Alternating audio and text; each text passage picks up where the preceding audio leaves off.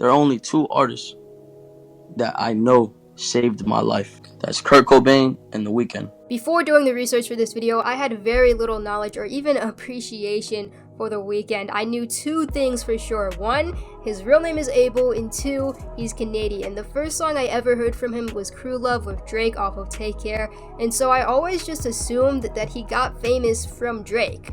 But I'm getting ahead of myself. Let's see the acapella. Alright. Let's let them know what time it is. The Weeknd. Weeknd, baby. Weeknd. You don't know what's in store. In 2011, no one knew who The Weeknd was.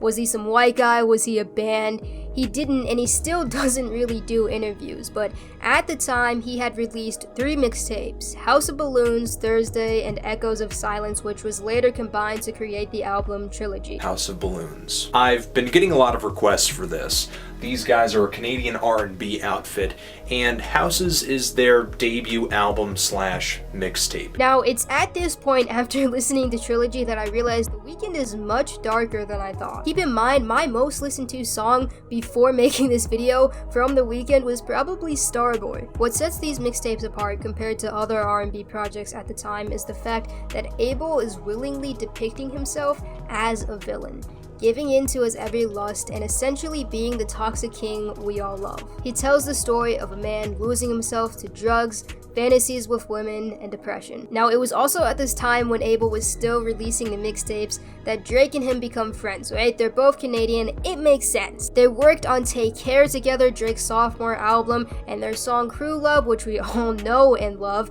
helped bring Abel into the mainstream. However, there was some confusion about just how much Abel contributed to Take Care and whether or not he was fairly credited, which started a little feud between the two. In 2013, The Weeknd released his technical third album, Kissland, which is really just a follow-up to Trilogy.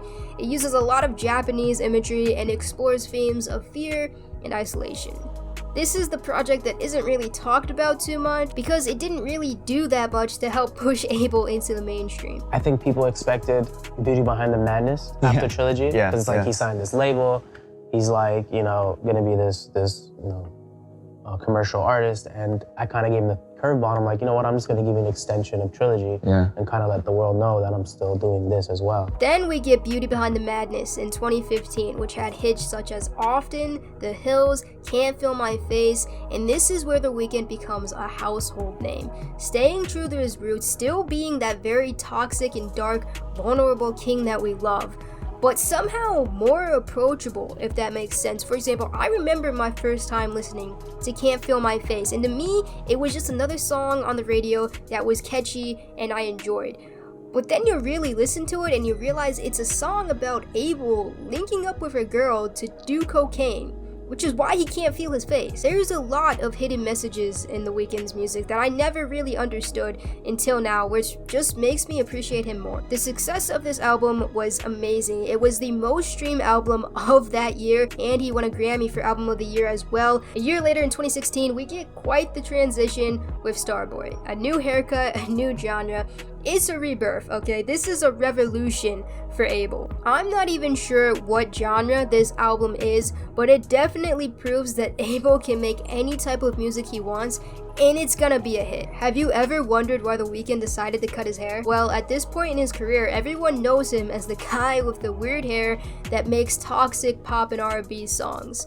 And as an artist, you don't ever really want to be placed in a box. In an interview with the Wall Street Journal, Abel says this: "It was a long time coming. It didn't feel right anymore because it ended up becoming a trademark. I told everyone I was getting rid of it, and everybody, literally, unanimously, they were like, no, don't do it. That's your whole thing. That's you." And the way they said it, I was like, oh, I'm definitely cutting it now. Starboy has hits such as Starboy, Die For You, and I Feel It Coming. It included collabs with Daft Punk, Future, and Lana Del Rey. This was the first album where fans started to think that Abel may have switched up. And there's no argument that yes, the production is a lot easier to break a move to, but the lyrics and the subject matter prove that The Weeknd is still staying true to himself here. He's still very raw and very vulnerable. It's just a lot easier to dance to. 2 years later, it's 2018, and we get My Dear Melancholy, and it's at this point that The Weeknd had been involved in 2 public relationships, dating Gigi Hadid and Selena Gomez, which was the inspiration behind the project because they both ended up leaving him in heartbreak, which is a slight shift from Toxic King to Heartbroken King, but character development, you know? Except in 2020, there was actually character development in the sense that The Weeknd created a character, The Weeknd. This is the first project where Abel is not singing as himself Abel. Instead, he is telling the story through the eyes of The Weeknd. This was inspired by the 1985 film After Hours and Phoenix's Joker. After Hours tells the story of The Weeknd struggling to escape his Hollywood persona, painting himself as a villain and going back and forth between wanting to embrace the Hollywood life